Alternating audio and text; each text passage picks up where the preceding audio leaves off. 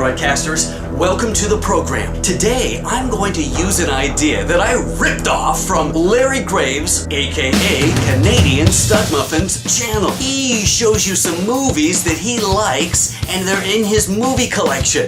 And I'm gonna do the same thing because I'm not very original, am I? Oh, you happen to notice I'm wearing the Z Moulton Tour Hunt for Rot Tour of America from 2011. And you remember how big that was, right? First off, on our venture into the world of movies it's a mad world. Now, I'm gonna give you just 3 movies that are in my collection and that I remember as a kid growing up and watching these. This one I saw in a theater in Seattle, the Cinerama, one of the biggest screens in the country at the time. And still may be, I'm not really sure. I haven't been there in a while.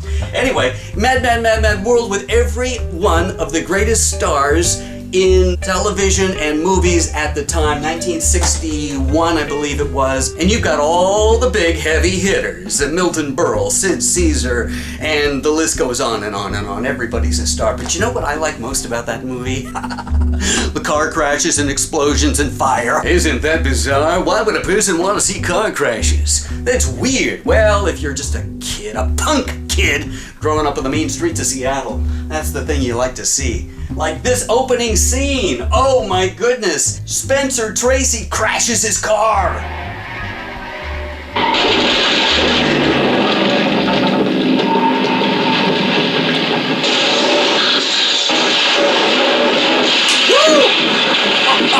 Oh, what an exciting moment in cinematic history, baby. That thing was flying out there.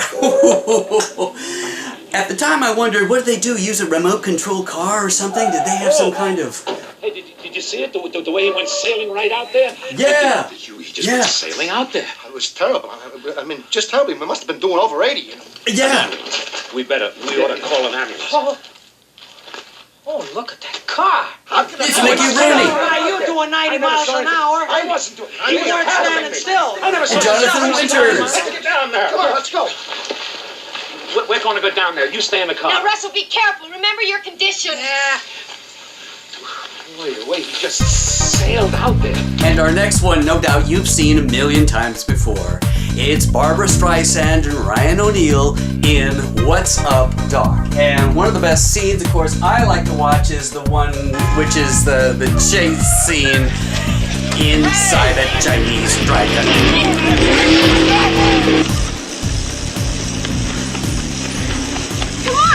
What? Get on! Oh! Watch this. Whoa. Couldn't do it. You're gonna lose him if you don't hurry up. Now, once they get into the cars, that's the fun part. And that's the part I always like to fast forward to because it's so amusing. Follow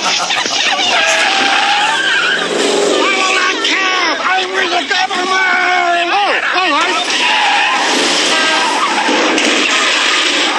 Here they come.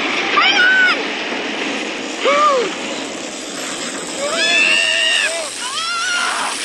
Come on, Harry, keep going. I like the fact that they have these great big huge cars that are so big and heavy. And they like to squeal the tires and rev the engines.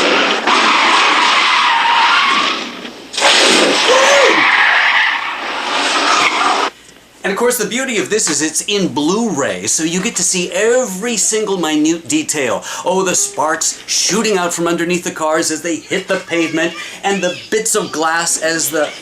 You're in my Well, way, I can't see! you'll see. No! What is it? Don't ask!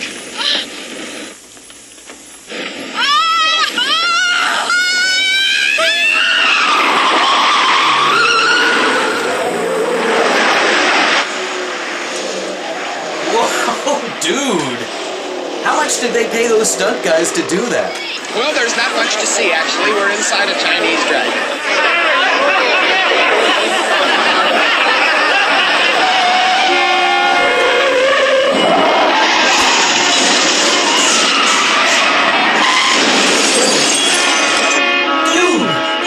And that's why I like What's Up, Doc. Now, that's a crazy thing to like it for because, I mean, you know, that's just silly. That's just downright silly. But, of course, it's Peter Bogdanovich redoing one of those fabulous screwball comedies from the 30s and the 40s, and that's why I like that. Hey, honorable mention, before we leave here, it's Casino Royale, because before there was Austin Powers, there was James Bond in Casino Royale, written by, of course, the ever humorous Woody Allen. With a big cast of international stars, well, you know what?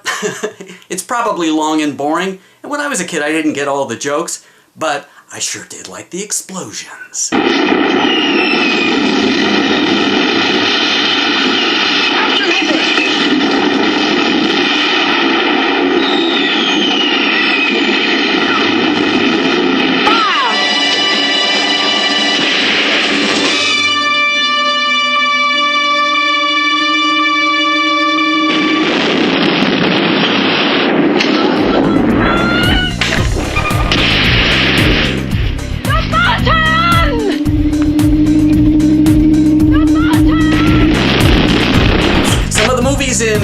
In our collection here on the FlashCamGordon Show, and thanks for watching, and we'll talk to you next time. And thanks to Larry Graves, also known as the Canadian Stud Muffin, for his incredible idea, and I just ripped that off, didn't I?